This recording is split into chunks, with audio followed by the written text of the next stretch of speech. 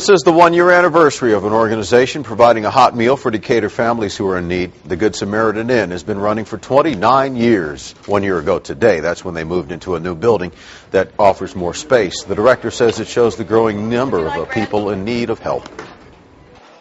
I mean, obviously our goal is to put ourselves out of business where there would not be any hunger in Decatur and people wouldn't need us. That's probably not going to happen in the near future. So we're just very glad and excited that we can provide this facility. Good Samaritan Inn says it takes 300 volunteers a month to help provide the daily lunch. Okay, as you just saw in that news report by WAMD, who do nothing but lie, I've been broadcasting in full high-definition news since February of 2008. WAMD didn't go HD until 2.5 years later, and yet they continue to say that they're first in HD. As you heard the director say, the Good Samaritan Inn is there to help people who are hungry and in need.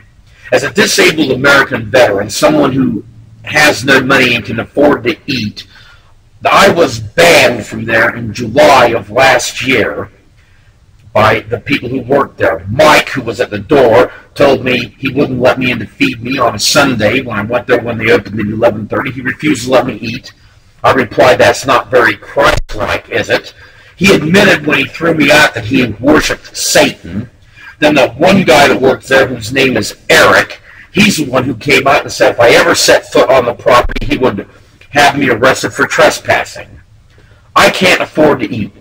They have a big parking lot here. People who have cars, have jobs, can afford the cars, can afford the insurance on their cars, and can afford to pay over $3 a gallon for gas, can go there every day and eat a free meal. One guy who lived there, his last name was Tapscott, was a 100% disabled veteran. He got over $3,000 a month from the military. He lived in cars and wherever he could. He wouldn't pay for anything. When he died, the people in his will got over $600,000 out of his bank account. Did he leave any of that to the Good Samaritan Inn, a place that fed him every day? No, because that's how the Good Samaritan is. They don't check your income requirements when you go in there. All you have to do is walk in the door and they'll feed you. But when you walk there on foot, you're disabled, you can't afford transportation, and you go in there to eat, they make you leave the property and tell you that if you don't, they'll call the police and have you arrested. Because there is a law in Decatur, Illinois that says if you are stopped by a police officer, and if you do not have at least $3 in cash in your wallet, you are a vagrant and will be arrested.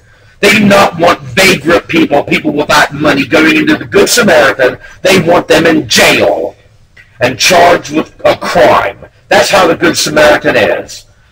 In order to work there, they say volunteers. What I understand, their volunteers are criminals that have been released by the court system on probation or on parole that are allowed to work here. And it is all owned onto this property by right there, Grace United Methodist Church, the church behind them. Well, in order to work at the Good Samaritan Inn, you have to sell your soul to Satan.